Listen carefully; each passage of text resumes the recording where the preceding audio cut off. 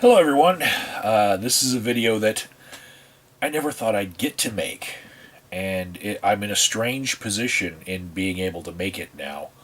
And if you're a fan of the drama videos that I've made about my life, the long ones where it takes me an hour to explain something, then you're in for a treat. This is awesome. So what's happened is the largest treatment provider in Colorado for addiction services is shutting its doors. Okay? They are closing. And this is about 200 people that are going to get pink slips, you know. And it's down to 200 people. It used to be a lot more than that because they've shrunk. But the name of the company is Arapahoe House, and they are a former employer of mine. And when I got signed on to Arapahoe House, there was a bunch of paperwork, and one of the pieces of paper went a little bit farther than just regular confidentiality for, like, you don't start talking shit about your clients on social media like this, right? It went to the point of being sort of like an NDA, non-disclosure agreement, where I wasn't supposed to talk about the company at all. Well, now the company's not going to exist, so I'm not afraid of them at all, and I can just dish the dirt as much as I want, right? They're not going to be in existence to be able to say, hey, you're hurting our business, because they're going out of business anyway. They're all over the news locally here in Denver for their closing on January 2nd. So I don't feel bad about my perspective on why they're going out of business being out there for everyone. So first I'll talk a little bit about Arapahoe House. It had a reputation for taking anyone with any sort of circumstance and having some program for them to be able to go to. And when I worked with them, I worked in the STIRT program, and this is short-term intensive residential remediation therapy. And basically, there's a bunch of STIRT programs around the state. They ran two of them, one for women, one for men, in two separate buildings. And this is the abbreviated version of ERT, which would be like 9 months to a year of therapy, versus the STIRT program was 2 to 3 weeks long, depending on the iteration of it, because it had some changes. But I was basically working with felons or people who were on probation, people who were on parole, who they were given a second chance. They had some hot UAs, maybe. They turned themselves into their PO before they got hot UAs. Whatever the case was, they would be sent to the STIRT program for a short-term little 3-week stay, to get some addiction counseling and some better perspective, and just have a little time out. And that's where I worked. And I can't tell you about any of the backgrounds of any of the clients that I had, but you can imagine, given that they were on probation or parole as part of the requisites for being there, that there were some people who had some bad pasts,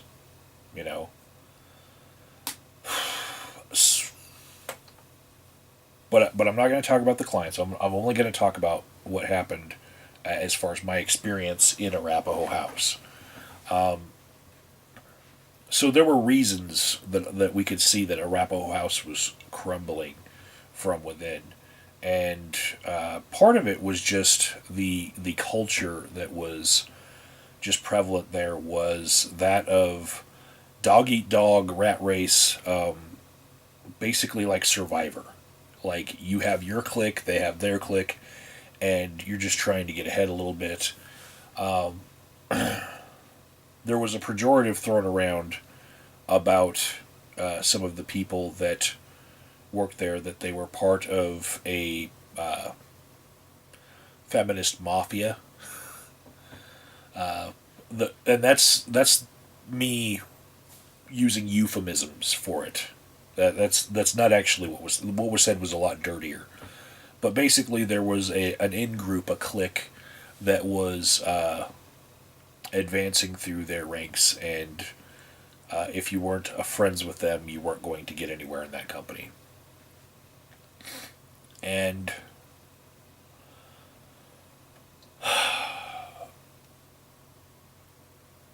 one of the things that happened while I was there, working in a residential treatment program, was we saw some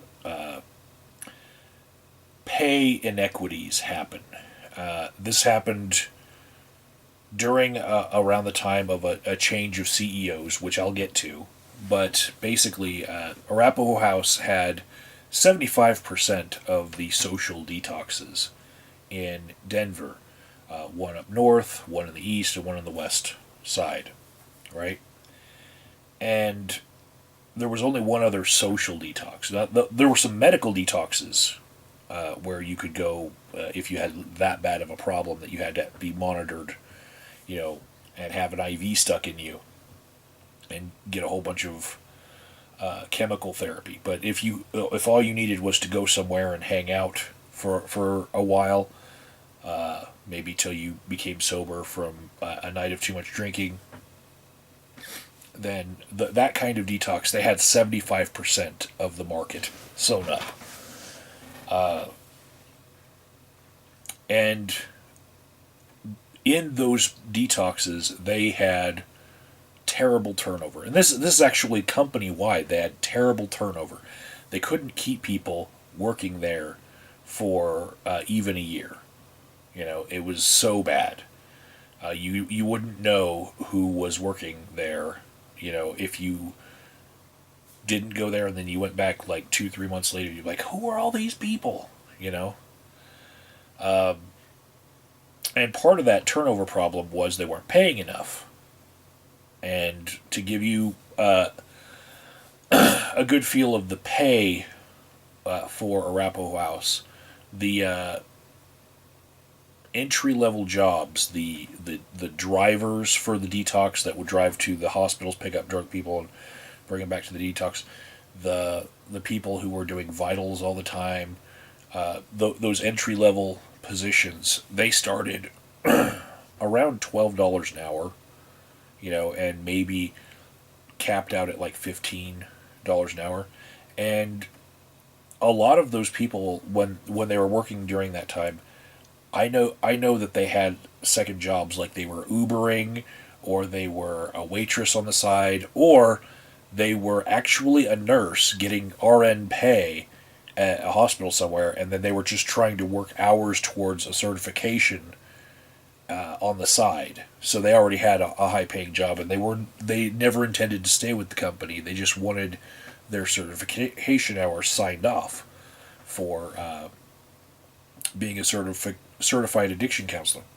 So there was a really, really bad atmosphere of everyone feeling like they weren't being compensated enough. They weren't being valued enough.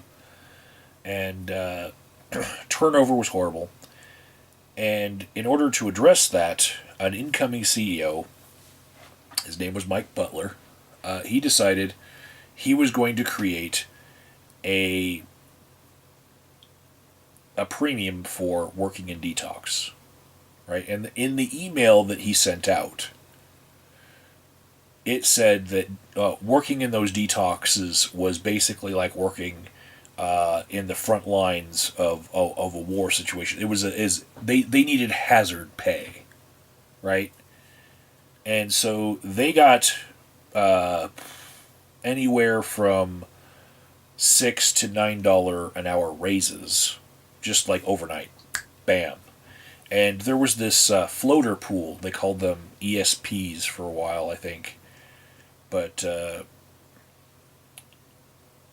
basically, these people were able to choose what hours they could work, and they would basically have preferences of which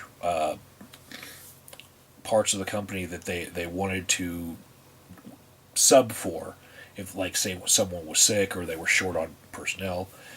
And overnight, all of those people saw that their paychecks would be considerably higher if they wanted to work in the detox instead of in the residential treatment. So that was his little band-aid on the turnover. There was to pay significantly more for people who were working that detox. Then behind the scenes, after enticing a whole bunch of people to stay in that detox, some of them quit their second jobs so that they could just work full-time in that detox. A couple months later, behind the scenes, Mike Butler and the board of directors at Arapahoe House, they looked at the detoxes and they were like, you know what? We're losing money. And so this was a problem that they had with the counties that they operated in. That was Jefferson County, Adams County, and Arapahoe County, right? In Aurora. And in those counties, they had contracts where the police could bring people who were drunk or on drugs, and they could take them there and drop them off, and they would get paid a certain amount. And basically, they weren't getting paid enough, and those contracts hadn't been sweetened in a very long time, right? And Mike Butler, having the background in finance that he was like a business major. He thought that Arapahoe House needed a better deal if they were going to be operating anymore these detoxes. And so he didn't renew the contracts for these detoxes, and he was playing hardball with all three counties. He's like, you know what? If you guys don't want to give us more money to the tune of millions, because we're losing millions every year, and I guess last year they lost $3.5 million keeping these detoxes open 24/7, and keeping them adequately staffed and whatnot, and not getting enough pay for keeping the clients that they did. He said, if you don't come to a better solution for us, then we're just going to close. We're not going to operate these anymore. And what happened was, all the counties found other solutions.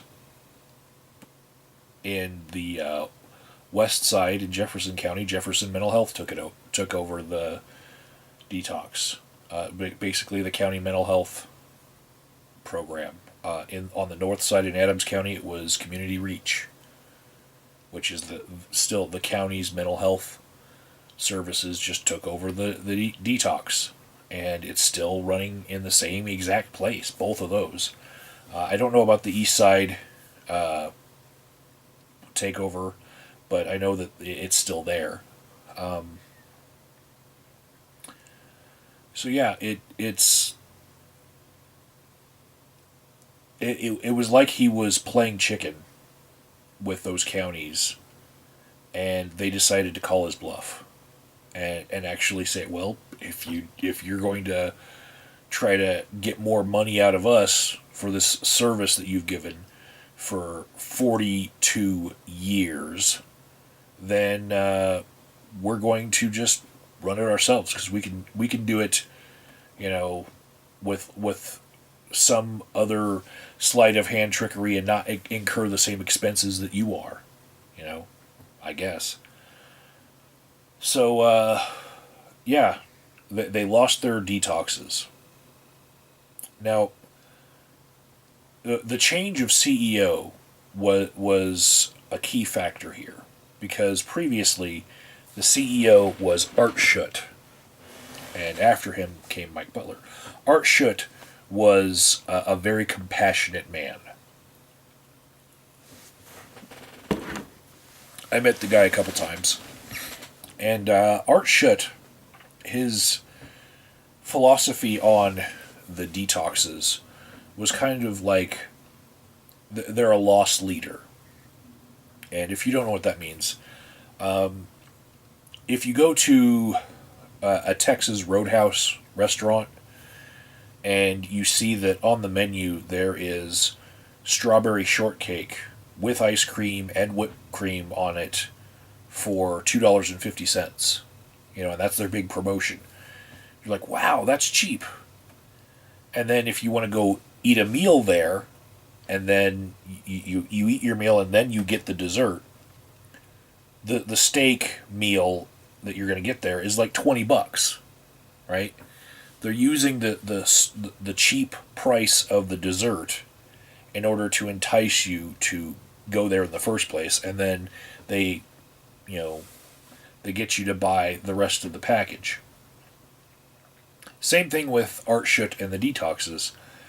He was okay that they were losing money because the idea was to introduce people to Arapahoe House and get them to transition over to their therapy. The other programs that they had, the residential programs they had, the outpatient programs they had, right? So that was his vision for how the company was running. Mike Butler, when he decided to play hardball and see if he could get a better deal for keeping the detoxes open, his plan B was close them. And that's what he ended up doing. He closed them to focus on the parts of the business that made money. And basically count on people remembering the name of Arapahoe House and the good name that they had forged within the community in over 42 years as a nonprofit. He was hoping that people would remember that Arapahoe House is the place to go for treatment. And a couple months ago, before the news that the company was shutting down completely, a couple months ago, I got the news that the old program that I worked in, the men's STIRT program, it was being discontinued. And the women's STIRT program as well, and the Stepwise program, which was at the LePan Center, and it was focusing on adolescents who had drug problems.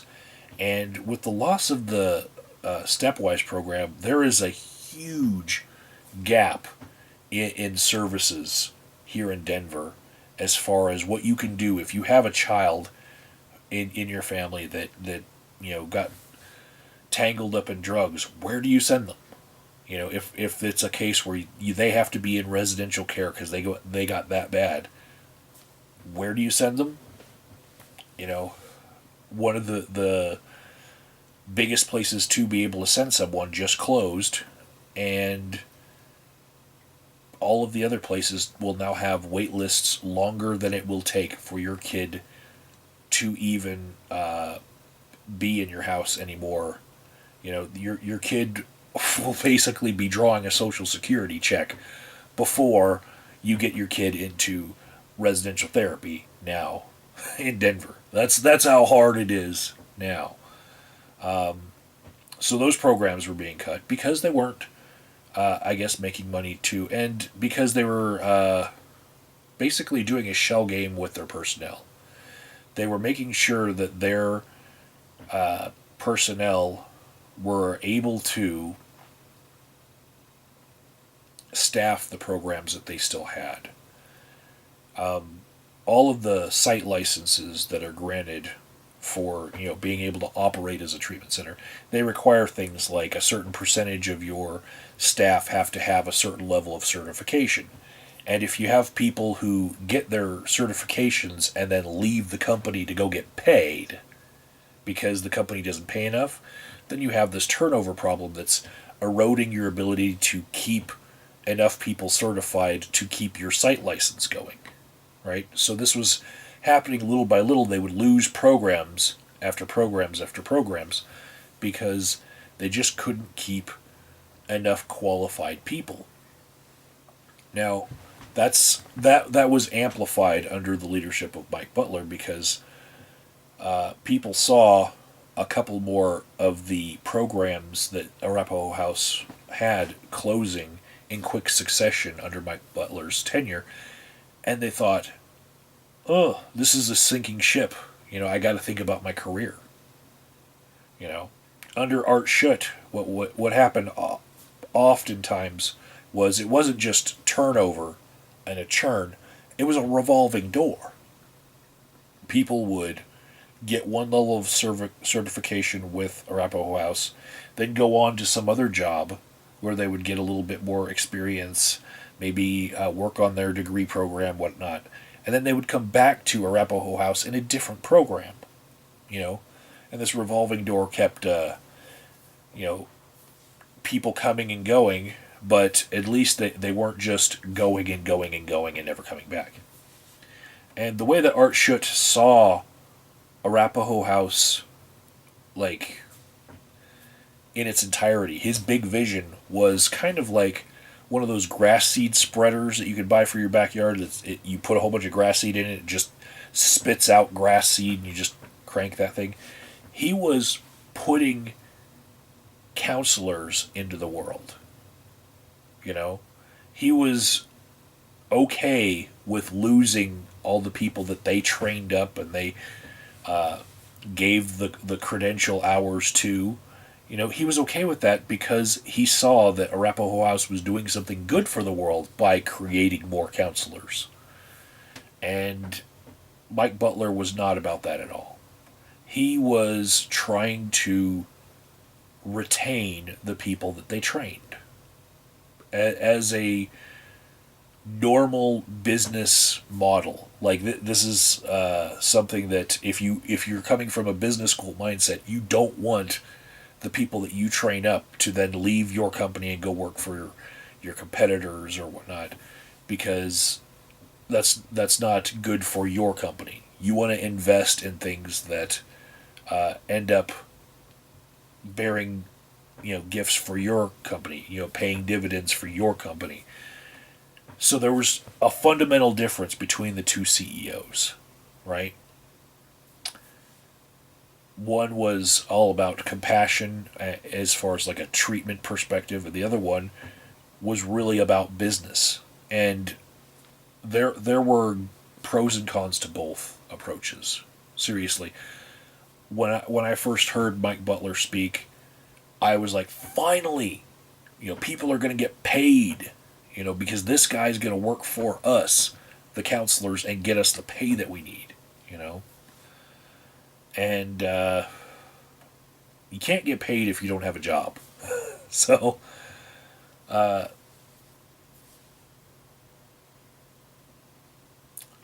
felt like when I did work there, a lot of people were of the mindset that it was okay that they weren't getting paid a lot because they worked for a nonprofit. And of course nonprofits don't have the funds to be able to compete with other employers. And I don't feel like that's true anymore. I feel like that was something that was just said in order to let people make sense of the fact that they weren't getting paid enough.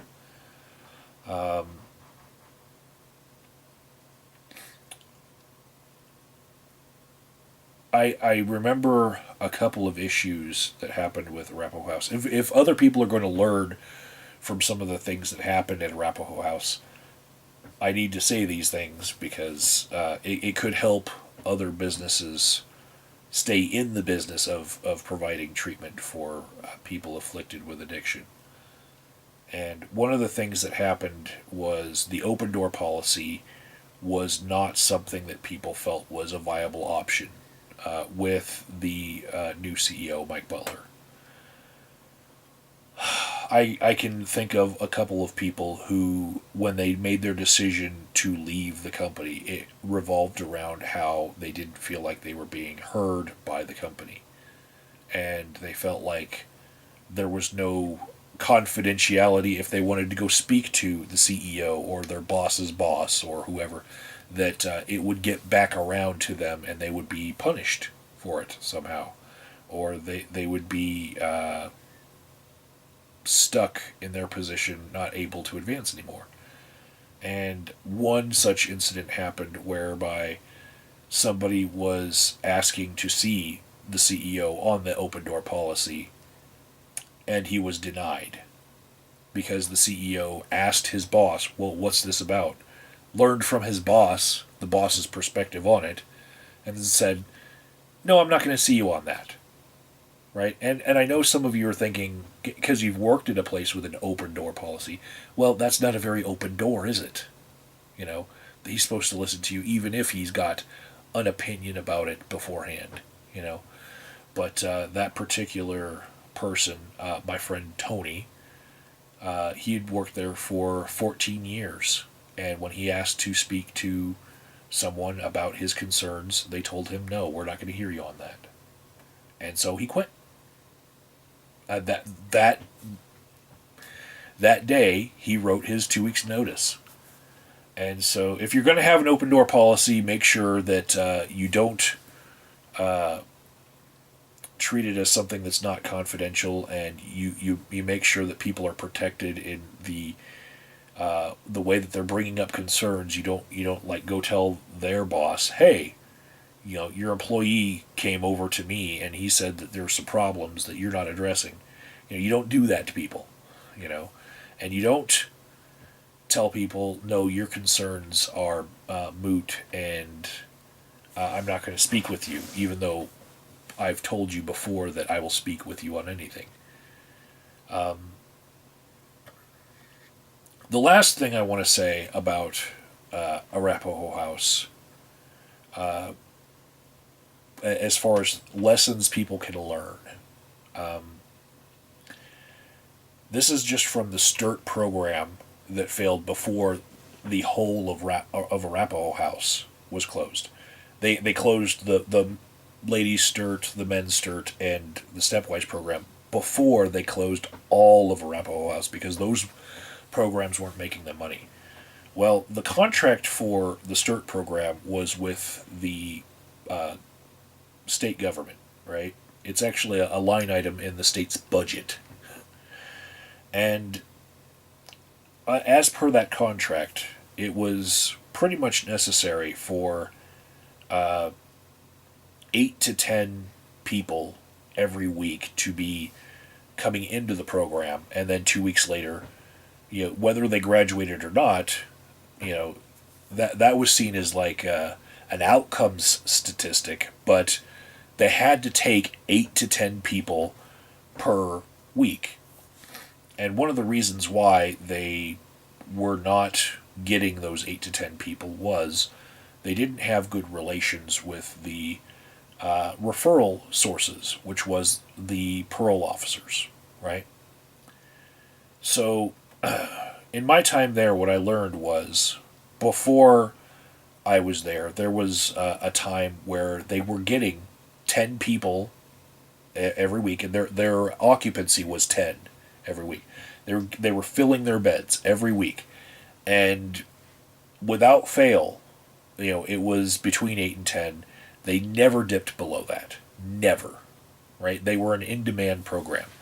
And the difference was they had an administration employee who was tasked with keeping good relations with all of the parole officers that were referring people, and she was chatty with them all the time. She kept great relations with them, and if they had an opening one week that somebody no-showed for, she would be able to call up one of those parole officers and say, hey, your guy didn't show, do you have anyone else?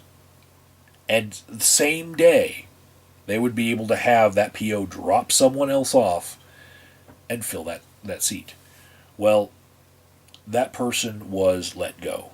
And one of the stories I actually heard about her being let go was that she was talking too much to the POs, and she was basically spending all day on the phone chatting them up, and not doing quote unquote real work. Well, she was basically the salesman of the program and keeping people, in the program coming. And what happened after that was they hired another guy. His name was Jim.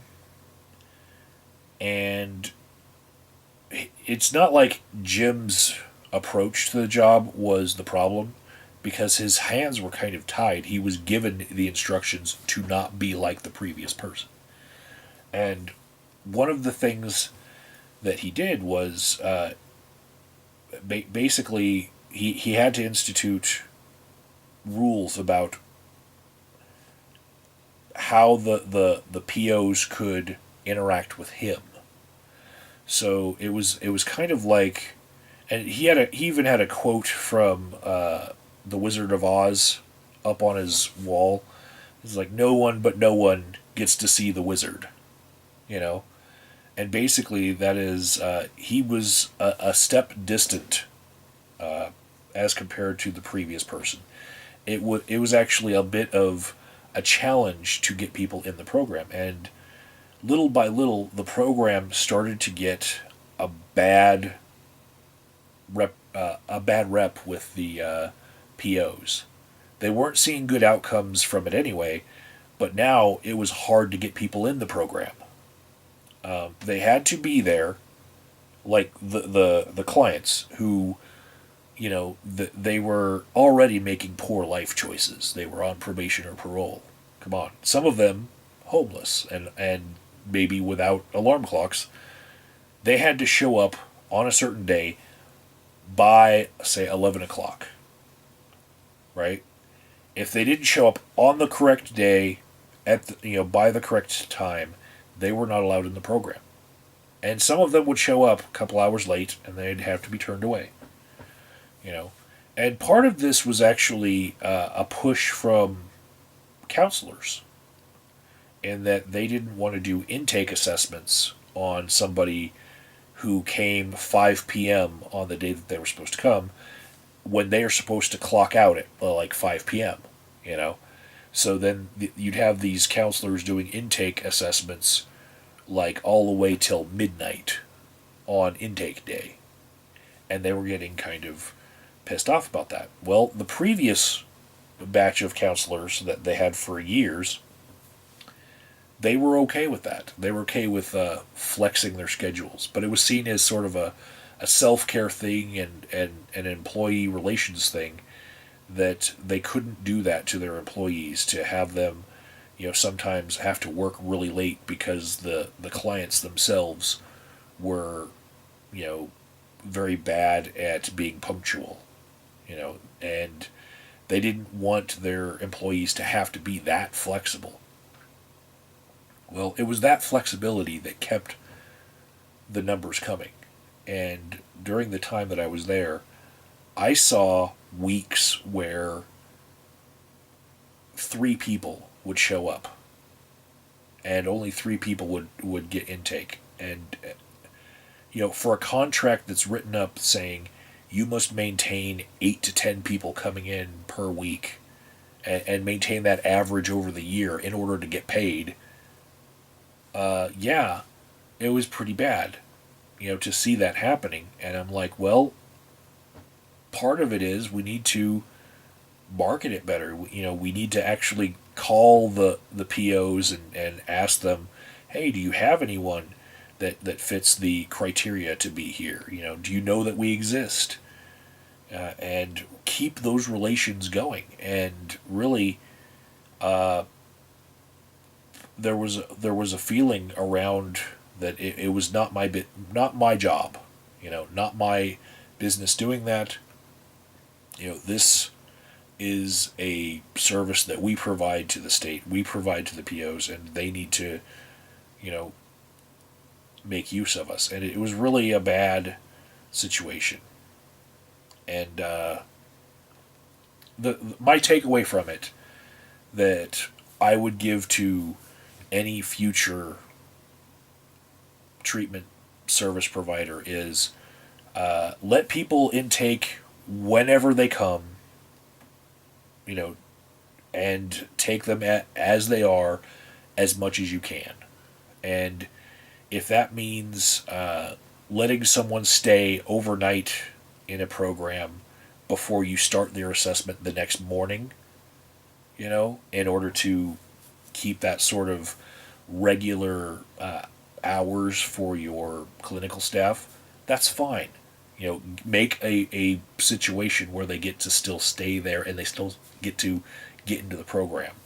And maybe tailor your program to the fact that sometimes there are people on certain harsh drugs that they can't be trusted, you know, 3 days from now to be in the same mindset. You know, meet people where they are, and you'll have a program that keeps, you know, an average level of clients coming in rather than imposing even more structure on clients who they've shown that they can't manage their lives, you know, and then you want to give them a laundry list of hoops to jump through, you know. Try to make it as easy as possible for the clients to actually get the treatment that you're wanting to give. Quit putting the roadblocks up yourself. It's a really sad day that Arapahoe House is closing after 42 freaking years. And I'll show you some of my memorabilia from Arapahoe House now. This is my door hanger from my time there, you know. On the other side, it says the opposite. And I got a couple of these fridge magnets with the clippies on them. Those will be collector's items now. And this is a mug that I found in my desk once while I was there. It says 25 years of service.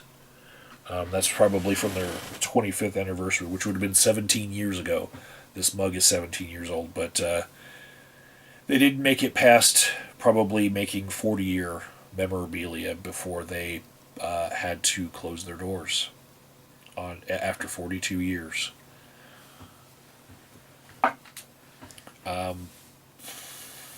If you were to read the Arapahoe House website, the press release that they put out, they said that it had to do with looking at the future of addiction treatment and how there's an opioid crisis going on right now, and the president, after declaring war on opiates, he also did nothing to bring funding to any treatment programs, and also it looks like he's going to cut Medicaid. And of all the different maladies that can befall a person, addiction is one of those that will befall them when they don't have anything. You know, yes, it does strike when people are in any social class, when they're at any point in their life, but after you have the onset of addiction, what's likely to happen if you need treatment is you've already lost your job and you've already lost your health care. You know, it's a very, you know, addiction is a very predictable thing. People have a predictable course that they go on, and not seeking treatment for your problems until you've already been fired is a very common thing. That's how a lot of people realize that they have a problem. So then after getting fired, they're going to need a treatment that they can't afford. and there's no payment that they can offer because they don't have a job, and they're going to want to jump onto Medicaid, but with cuts to Medicaid, they're not going to have that available to them.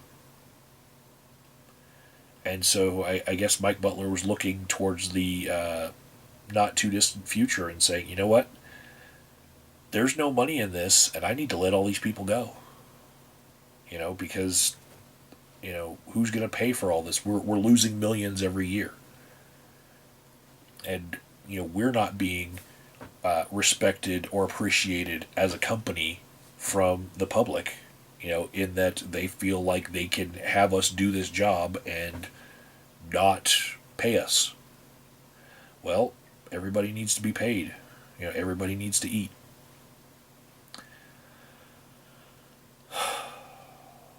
And that's only the tip of the iceberg as far as my feelings about what's going on.